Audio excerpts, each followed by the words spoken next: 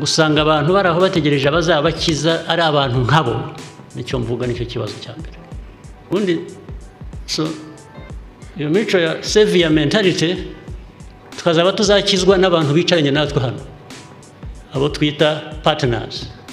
Ibyo nicyo kibazo cya mbere tugomba kwivanamo, ko twicara, ko tubayeho muri iki gihugu cyacu, tugahera kuri twe ibyo dushoboye tukabikora uko dushoboye, ukabikora uzahuva uzinahuye, uzinaho ushaka kujya.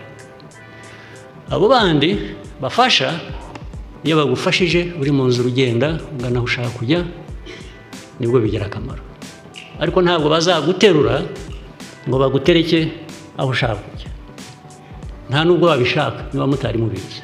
Ntibabishaka, ntibabikeneye, ahubwo ugumye aho ngaho ni mu nyungu zabo.